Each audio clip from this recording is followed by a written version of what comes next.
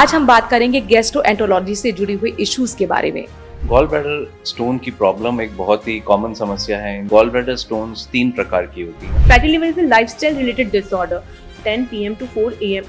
This is the time when liver and our whole body heals. कोई mental stress हो गया या physical stress हो गया या ट्रैवलिंग रिलेटेड स्ट्रेस हो गया, जिसके कारण अपनी गट की हेल्थ पे इफेक्ट पड़ता है। हर्निया यूजुअली डेवलप होने में 2 से 3 साल का समय लगता है और लोगों को 10-10, 15-15 साल से हर्निया हैं। विजनरी लीडर से मिलवाने वाले हैं जिन्होंने उदयपुर के स्वास्थ्य क्षेत्र में एक बड़ी क्रांति लाई है। कि अगर आप ये सोच रहे हैं कि मेट्रो सिटीज में जाके मुझे इलाज कराना है, तो अब उसकी जरूरत नहीं है। कम खर्चे में आपको मिलता है घर के पास में।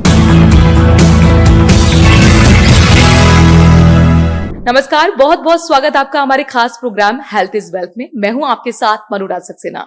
इस प्रोग्राम में हम आपके लिए लेकर आते हैं हेल्थ एंड वेलनेस से जुड़ी जानकारियां और आज हम बात करेंगे गैस्ट्रोएंटरोलॉजी से जुड़ी हुई इश्यूज के बारे में। आज हमारे साथ पारस हेल्थ उदयपुर के senior consultant and general laparoscopic surgeon doctor Kapil Sharda जुड़ रहे हैं। Welcome to the show. Thank you so much. सबसे पहले तो मुझे स्टोन के बारे में बताइए, कितनी तरीके की स्टोन होती हैं? गॉल ब्लैडर स्टोन के बारे में भी आजकल हम ज्यादा सुन रहे हैं। तो बेसिकली गॉल ब्लैडर स्टोन्स 3 प्रकार की होती हैं, namely pigmental, cholesterol stones and mixed stones. ये तो थ्योरेटिकल बात हुई, पर मरीज के लिए स्टोन होता है, टाइप कितने भी प्रकार की हो। इसकी सिम्टम्स क्या होते हैं? कैसे उसे पता लगेगा कि मुझे स्टोन हो चुकी है? मोस्ट कॉमनली पेशेंट्स अपच, डिस्पेप्सिया जिसको कहते हैं हमारी मेडिकल टर्म में, डिस्पेप्सिया होता है, ब्लोटिंग होती है, खाना पूरी तरह पचता नहीं है, खाने भूख कम लगती है, पेशेंट को कई बार लूज मोशंस होते हैं और कई बार कॉन्स्टिपेशन भी होता है, अनबेरेबल पेन होता है, तो बहुत सिवियर सिम्टोमेटिक पेन होता है, फीवर होता है और अदर कॉम्प्लिकेशंस हो जाते हैं, जैसे कि अगर स्टोन नली में फंस जाए तो पीलिया भी हो सकता है। तो इसके बेस्ट ऑप्शन क्या है ट्रीटमेंट? ट्रीटमेंट का गोल्ड स्टैंडर्ड लेप्रोस्कोपिक कोलेसिस्टेक्टमी है, जिसके अंदर हम पित्त की थैली और पित्त की थैली की पथरी दोनों एक साथ दूरबीन द्वारा निकाल देते हैं। एक जरूरी बात हमें समझाइए कि स्टूल में ब्लीडिंग कई लोगों को होती है, क्या ये अनुवांशिक होती है या लाइफस्टाइल में जो चेंज आ गया उसकी वजह से भी हो सकती है, और इसका लेटेस्ट ट्रीटमेंट क्या है? कारण बहुत सारे हो सकते हैं। कॉमन कारण जो लोगों में पाए जाते हैं वो एक्यूट फिशर है, पाइल्स है।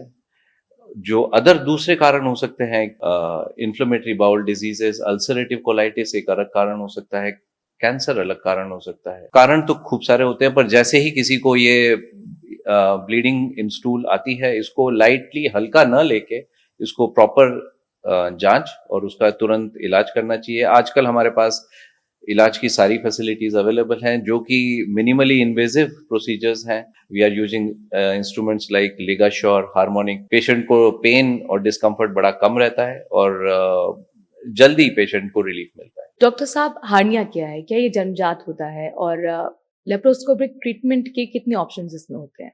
हर्निया मतलब आपके पेट की चमड़ी की कमजोरी कहीं ना कहीं, जहां से आपकी आंतें और पेट के अंदर का जो भी होता है ओमेंटम फैट, वो बाहर की तरह प्रोट्रूड करती है।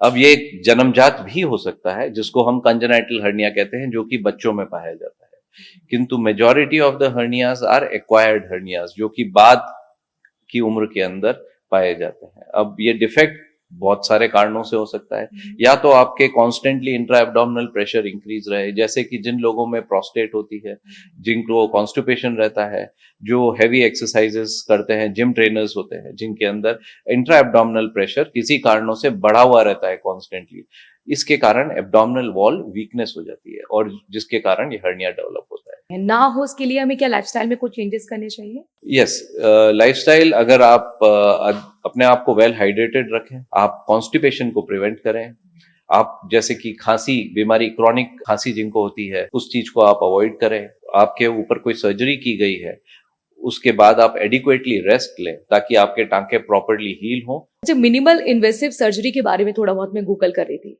थोड़ा सा इसमें विस्तार से बताइएगा, ये होता क्या है? ट्रेडिशनल तरीका था, उसमें लंबे चीरे, लंबा ड्यूरेशन ऑफ स्टे, लंबा खून का लॉस, ये सब होता था। अब मिनिमल इन्वेसिव टेक्निक जो आई है, जो आजकल हम लगभग हर सर्जरी में करते हैं, उसके अंदर हम छोटे छोटे छेद होते हैं, सूक्ष्म छेदों से 1 या 2 या 3 छेदों से अंदर जाके मरीज का इलाज करते हैं और इस टेक्निक से ऑलमोस्ट ऑल द इलनेसेस हम लोग कवर करते हैं। मरीज को दर्द बहुत कम होता है, फाइनेंशियल लायबिलिटीज कम होती है, तो कुल मिलाकर लेटेस्ट टेक्नोलॉजी है जिसका फायदा मरीज को मिलता है। यस, पूरा फायदा मरीज और उसके परिवार को मिलता है। Thank you doctor Kapil Sharda, आपने स्टोन और हार्निया से जुड़ी इंफॉर्मेशन हमारे साथ शेयर की। Thank you so much. Thank you so much for having मी। तो जैसा हमारे शो का विजन और मिशन है आपकी सेहत को सहजना, तो अब हम बुलाते हैं पारस हेल्थ उदयपुर की सीनियर कंसल्टेंट और gastroenterologist doctor Shraddha Sharma. Doctor, welcome to the show.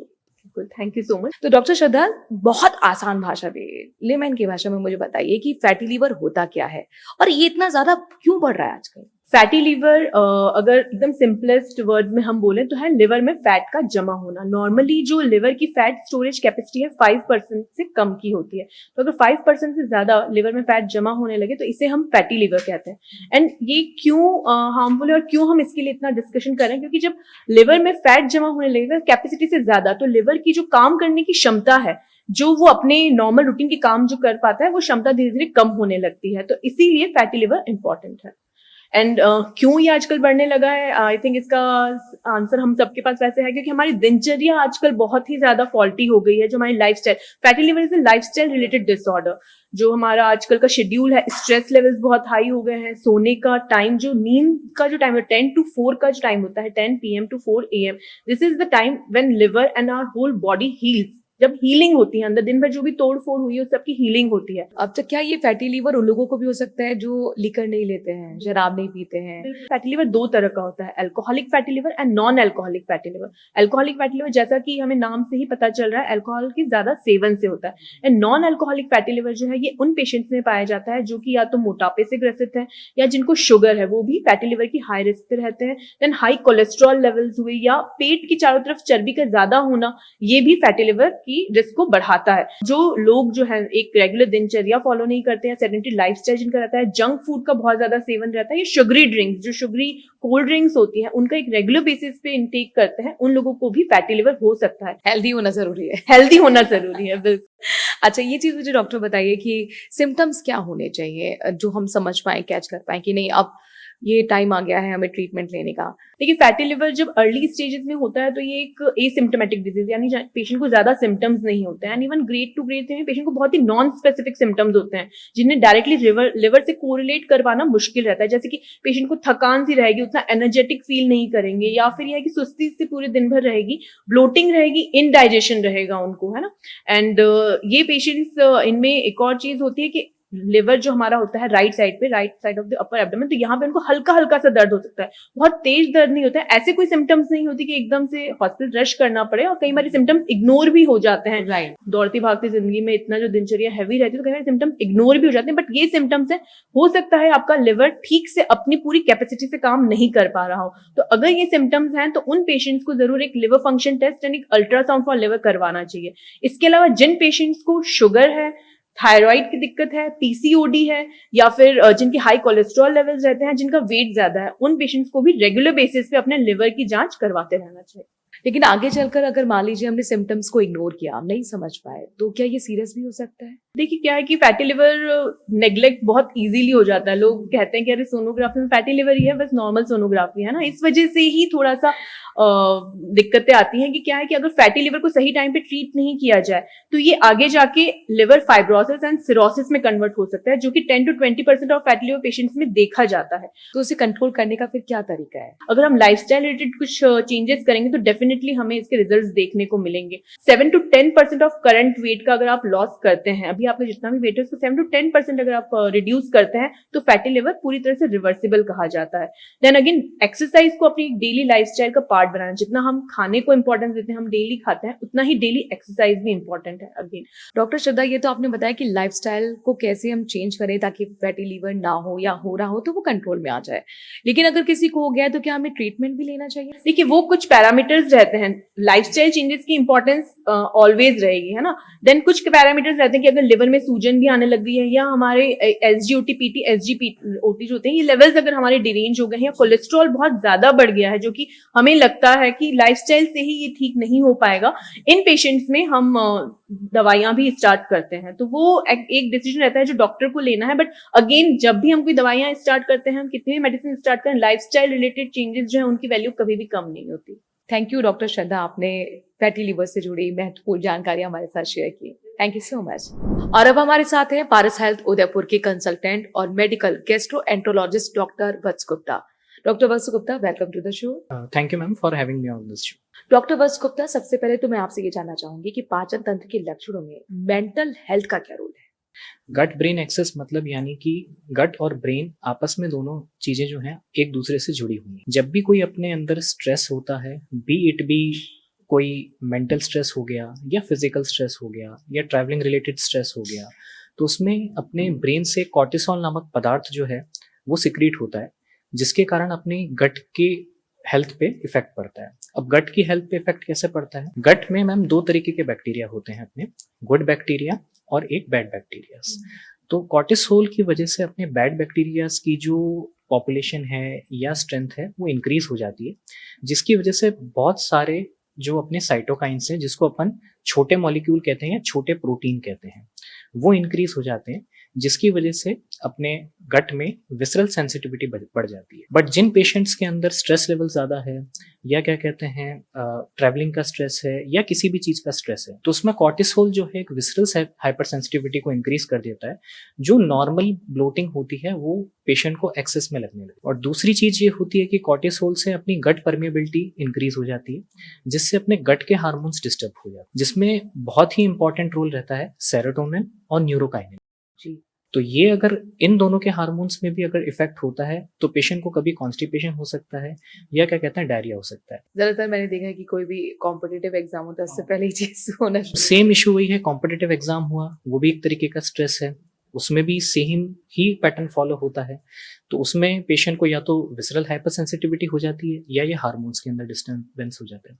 अब सिमिलर चीज में अगर अपन देखें, ये आपके ब्रेन को भी इफेक्ट कर सकता है। अब जैसे बहुत सारे लोग होते हैं जो लंबे समय तक जो है कॉन्स्टिपेशन का शिकार हैं या डायरिया का शिकार हैं, तो उसमें भी क्या होता है कि जो अपनी गुड बैक्टीरिया की स्ट्रेंथ है वो कम हो जाती है और बैड बैक्टीरिया की स्ट्रेंथ जो है वो बढ़ जाती है। तो उसमें भी अपना सेरोटोनिन और न्यूरोकाइनिन लेवल्स जो हैं वो डिस्टर्ब हो जाते हैं। अब सेरोटोनिन जो है अपने ब्रेन में न्यूरोट्रांसमीटर का काम करता है।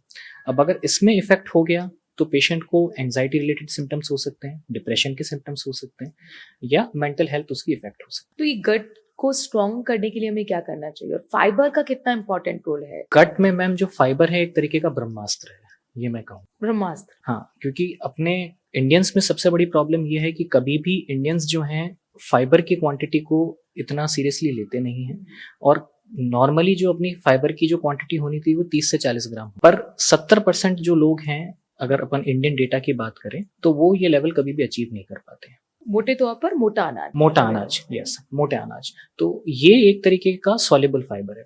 अब इसका मैकेनिज्म क्या है कि जो सॉल्युबल फाइबर्स हैं वो अपने शरीर के अंदर अगेन गुड बैक्टीरिया द्वारा यूज किए जाते हैं और एक पदार्थ को रिलीज करा जाता है जिसको अपन शॉर्ट चेन फैटी एसिड्स कहते हैं।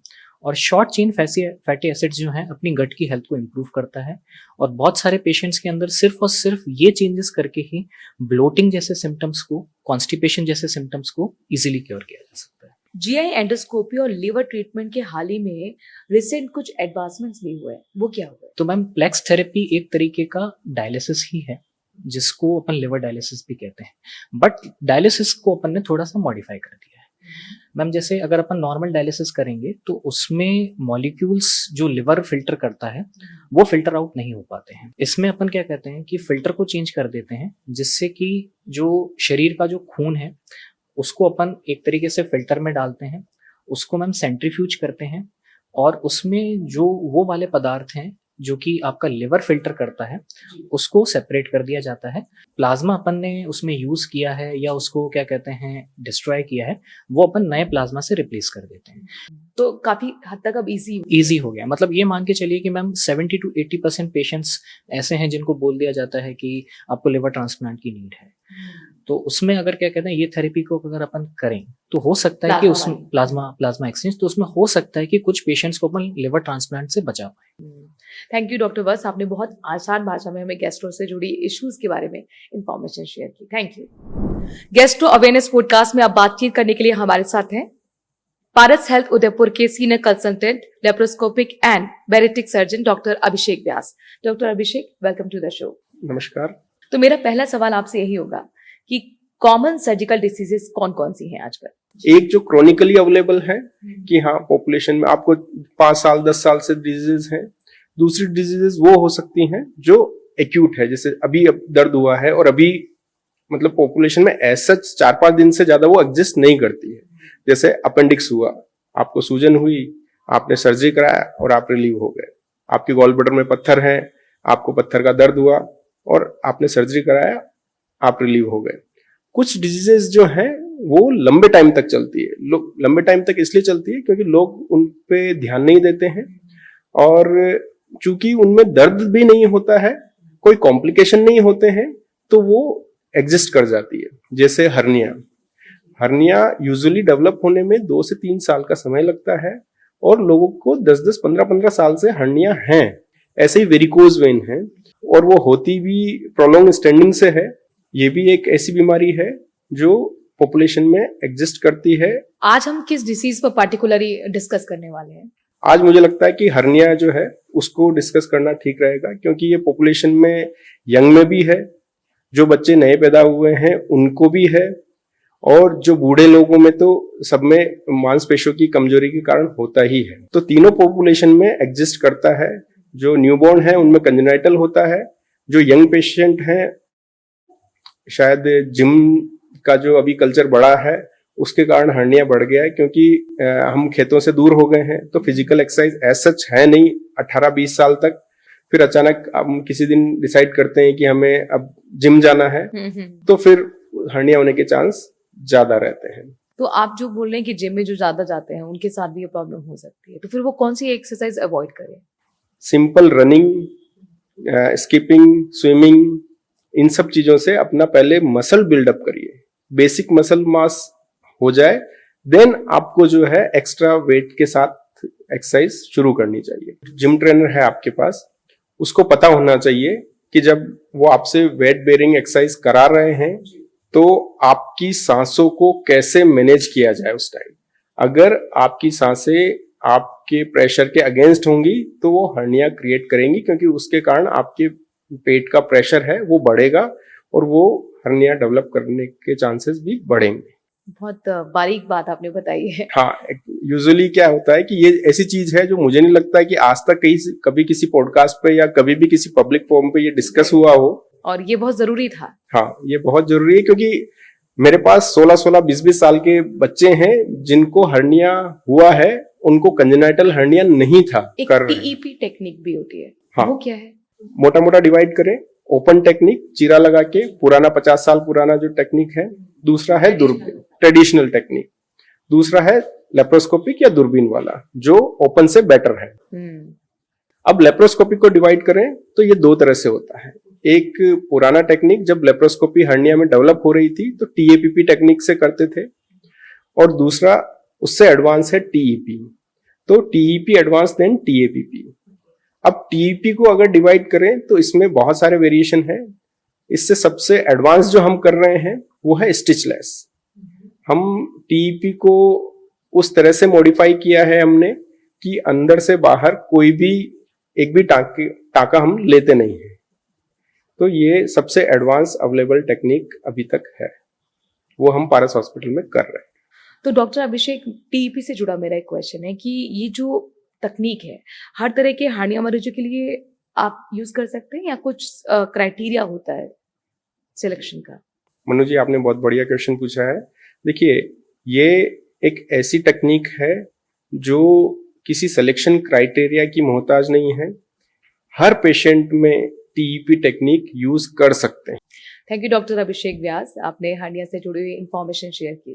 Thank you so much. Thank you Manu ji, thank you. अब तक हमने आपको कई डिसीज के बारे में बताया, उनके ट्रीटमेंट के बारे में बताया और डॉक्टर से भी मिलवाया। अब हम उस विजनरी लीडर से आपको मिलवाने वाले हैं जिनकी वजह से उदयपुर के स्वास्थ्य क्षेत्र में एक बड़ी क्रांति आई है। पारस हेल्थ उदयपुर के facility director doctor Prasoon Kumar, जो कि मजबूत इरादों वाले लीडर हैं और बेहतर डॉक्टर भी हैं।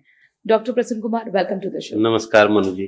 डॉक्टर प्रसून कुमार, आपका हेल्थ मैनेजमेंट में एक बहुत सफल कामयाब करियर रहा है, लेकिन उदयपुर में एक जो ऑपरेशन आपने शुरू किया है यहाँ पर पारस हेल्थ, उसके पीछे की क्या इंस्पिरेशन है?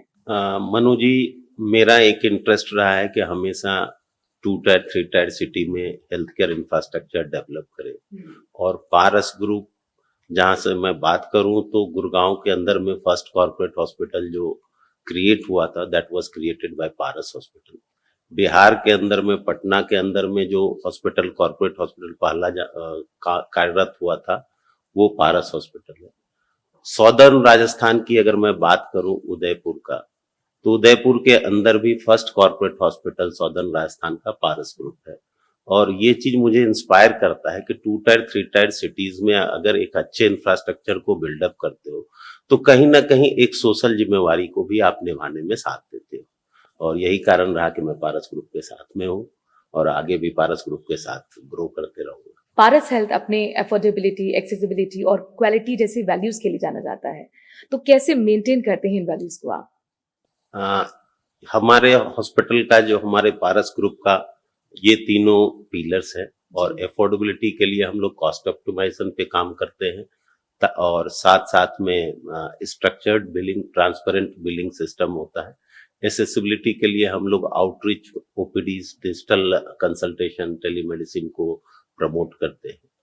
और क्वालिटी के लिए हमारे स्ट्रिक्ट NABH प्रोटोकॉल्स को फॉलो करते हैं, जिसके कारण से हमारे पेशेंट्स के आउटकम काफी बेटर होते हैं। क्लिनिकल आउटकम की बात करें तो clinical outcome 2 tyre 3 tyre cities में इतना अच्छा आउटकम देना without having such, with having Paras having such a great cutting edge technology, it's great to have. Mewar में स्टैब्लिश जो हेल्थ केयर सेंटर्स हैं, उनकी तुलना में पारस हेल्थ एक राइजिंग स्टार बन के उभर रहा है।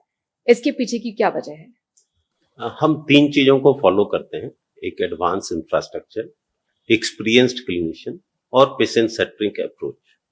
इन तीनों के साथ साथ में हम कटिंग एज टेक्नोलॉजी जो मेट्रोज में अवेलेबल है उनको साथ लेके चलते हैं, ताकि यहाँ के जो एक्सपीरियंस्ड क्लिनिशियन है उसको यूज करके मेट्रो के एट पार क्लिनिकल आउटकम्स को दे सकें। और इस कारण से क्या होता है कि हम इस एरिया में सबसे पहले रोबोटिक सर्जरी हमने स्टार्ट किया था। रोबोटिक सर्जरी के आने के बाद हमने जो ऑन्कोलॉजी में रेडिएशन मशीन लगाया है, इस एरिया का सबसे बेस्ट मशीन है। हमारा जो कैथ लैब है, that is also one of the best machine of Rajasthan. तो ये सारी चीजें कहीं ना कहीं क्लिनिकल आउटकम को इफेक्ट डालता है, बेटर करता है, और हम लोग at par with metros compete करते हैं। 200 बेड और 60 बेड के बड़े आईसीयू के साथ आप इस लॉजिस्टिक्स को कैसे मैनेज करते हैं ताकि हर मरीज को एक बेहतर हेल्थ केयर मिल पाए? इस चीज के लिए हम लोग के स्ट्रिक्ट प्रोटोकॉल्स हैं। HIS सिस्टम है जो कि काफी एडवांस HIS सिस्टम है, जो रियल टाइम हम लोगों को डाटा अपलोड करता है। और हम लोग की कोशिश होती है कि रियल टाइम बेसिस पे पेशेंट्स आइडेंटिफाई हो और उनका रियल टाइम बेसिस पे करेक्ट ट्रीटमेंट हो। और उसके लिए हमारे रिपीटेड ट्रेनिंग स्टाफ का होते रहता है, और जिसके कारण से ये हम लोग कैपेबल हो पाते हैं करने के लिए। एक चीज मुझे आप बताइए, NABH एक्रेडिटेड अस्पताल क्या होते हैं और आम लोगों को इससे क्या और फायदा मिल जाता है? मनु जी, मैं NABH की बात करूं कि NABH का स्टार्टिंग 2005 में हुआ था, और फर्स्ट हॉस्पिटल जो एक्रेडिटेड हुआ था NABH से 2006 के अंदर में हुआ था। उस टाइम लोगों की एक धारणा थी कि NABH एक्रेडिटेशन के कोई फायदे नहीं है, क्यों करना है।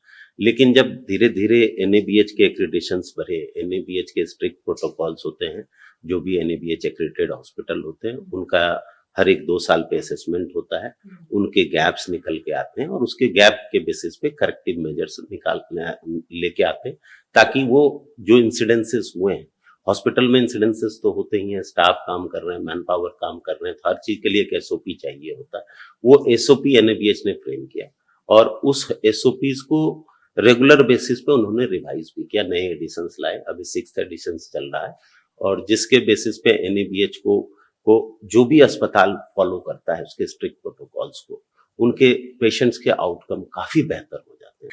अच्छा, पारस हेल्थ जो है न्यूरोलॉजी, कार्डियोलॉजी और यूरोलॉजी में तेजी से आगे बढ़ रहा है, तो आप ये कैसे सुनिश्चित करते हैं कि सभी स्पेशलाइज्ड जो डिपार्टमेंट्स हैं उसमें पूरी तरह से कॉम्प्रोमाइज केयर एक टीम डेडिकेटेड काम करें। कोई भी क्रिटिकल पेशेंट आया तो कोई एक डिपार्टमेंट का रेयरली होता है उसमें मोस्ट ऑफ द जगह पे मल्टीपल डॉक्टरों की टीम की जरूरत होती है। तो यहाँ पर हम क्या करते हैं कि मल्टीपल डॉक्टर एक साथ जो है बैठ के उस पेशेंट के लिए ट्रीटमेंट प्लान बनाते हैं और उसको एग्जीक्यूट कराते हैं, जिससे क्या होता है कि आउटकम आपके काफी बेटर हो जाते हैं। हमने ट्यूमर बोर्ड्स बना रखा है ऑनको पेशेंट्स के लिए। ऑनको पेशेंट जिस दिन आता है उस दिन सारे इन्वेस्टिगेशन होके उनके साथ में रेडिएशन ऑन्कोलॉजिस्ट, मेडिकल ऑन्कोलॉजिस्ट और साथ में जो है सर्जिकल ऑन्कोलॉजिस्ट डिस्कस करते हैं और ट्रीटमेंट प्रोटोकॉल को डिसाइड करते हैं कि पहले कीमोथेरेपी होगा, रेडिएशन होगा या फिर सर्जरी होगा। और इससे क्या होता है कि तीनों के डिस्कशन से पेशेंट का आउटकम काफी बेहतर हो जाता है। इस चीज को हम काफी स्ट्रिक्टली फॉलो करते हैं कि कोई भी पेशेंट हमारा नया आ रहा है तो ट्यूमर बोर्ड के थ्रू जाए, मल्टी डिसिप्लिनरी टीम को हम फॉलो करें और इसके हम रेगुलर क्लिनिकल ऑडिट करते रहते हैं कि ताकि इस तरह के गैप परसिस्ट ना हो कि हमारा कोई पेशेंट आया और हमने ट्यूमर बोर्ड को नहीं फॉलो किया।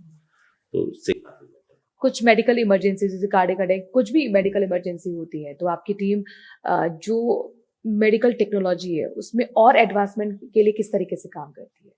हमारे यहाँ मैडम बताऊं तो हमारे यहाँ FD20 कैथ लैब है, जिस कैथ लैब के अंदर में हम हर तरह के कैथ लैब प्रोसीजर कर सकते हैं।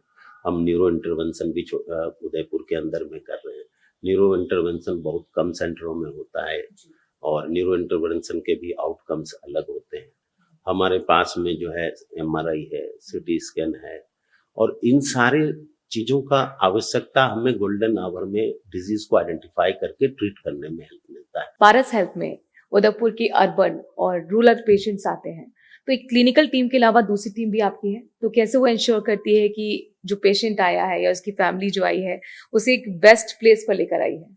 हमारी टीम में एक सर्विस एक्सीलेंस टीम है जिनका काम है इस चीज को सुनिश्चित करना कि हर पेशेंट के साथ में मिलना, हर पेशेंट के साथ कोऑर्डिनेट करना। फ्लोर मैनेजर्स जाके सारे पेशेंट से मिलते हैं और पेशेंट से मिलने के बाद उनके कंप्लेंट्स को सुनते हैं, उनके प्रॉब्लम्स को आइडेंटिफाई करते हैं। अगर जरूरत लगता है तो MDT मीटिंग भी कराते हैं। कभी कभी क्या होता है पेशेंट परेशान होता है और वो इस चीज को फील नहीं कर पाता है कि मेरे साथ क्या हो रहा है, तो वैसे सिचुएशन में रेगुलर बेसिस पे हमारे MDT मीटिंग्स होते हैं और MDT मीटिंग में clinical non clinical support staff सारे होते हैं और उनके सारे क्वेरीज को सॉल्व किया जाता है। और हमारी टीम ये कोशिश करती है हर प्रॉब्लम्स को, हर मरीज के हर इश्यूज को, चाहे छोटा हो या बड़ा हो, उन सबको आइडेंटिफाई करके इमीडिएट क्लोजर की तरफ जाए।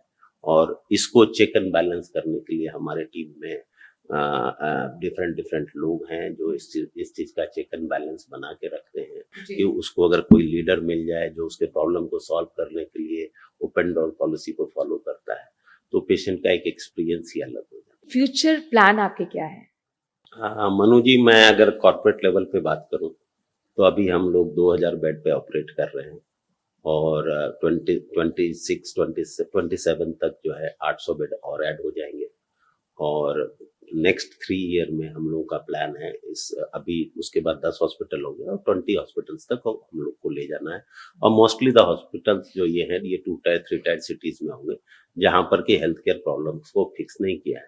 उदयपुर के संदर्भ में अगर मैं बात करूं तो यहाँ पर जो है हम 50 बेड और ऐड कर रहे हैं और यहाँ पर मैंने एक चीज और पाया कि उदयपुर वर्ल्ड के मैप पे है लेकिन इंटरनेशनल पेशेंट्स आ रहे हैं और इंटरनेशनल मेडिकल टूरिज्म के ऊपर किसी का फोकस नहीं है। तो एज ए पारस हेल्थ, चूंकि we are a corporate destination, one point solution for all disease, we will try to make it international medical tourism destination also. As Udaipur is a medical tourism destination, along with tourism destination it will become medical tourism destination. Great. तो यहाँ पर आपसे ये समझना चाहूंगी फिर message आप क्या देना चाहते हैं पारस हेल्थ की तरफ से? पारस हेल्थ की तरफ से उदयपुर और सौदर्न राजस्थान के लोगों को मेरी ये मैसेज होगा कि अगर आप ये सोच रहे हैं कि मेट्रो सिटीज में जाके मुझे इलाज कराना है तो अब उसकी जरूरत नहीं है। आपके घर के पास पारस हेल्थ उपलब्ध है और जहां पर की हर तरह की जो सुविधाएं मेट्रो सिटीज में है वो यहाँ उपलब्ध है। कम खर्चे में आपको मिलता है घर के पास में। अगर आप मेट्रो सिटीज में जाते हैं तो आपकी कॉस्टिंग भी बढ़ जाती है और घर के पास रहने के बाद मरीज का एक बेहतर केयर भी हो पाता है और कॉस्ट इफेक्टिव भी रहता है। बहुत बहुत धन्यवाद डॉक्टर प्रसून कुमार हमारे साथ जुड़ने के लिए और पारस हेल्थ उदयपुर में जिस तरीके से एक राइजिंग स्टार बनकर उभर रहा है उसकी जर्नी हमारे साथ शेयर करने के लिए धन्यवाद। गैस्ट्रो अवेयरनेस पॉडकास्ट में अभी के लिए इतना ही। मुझे दीजिए इजाजत, हम फिर शामिल होंगे हेल्थ इज वेल्थ के नेक्स्ट एपिसोड में, जहां पर आपके साथ शेयर करेंगे हेल्थ से जुड़ी हुई अहम जानकारियां।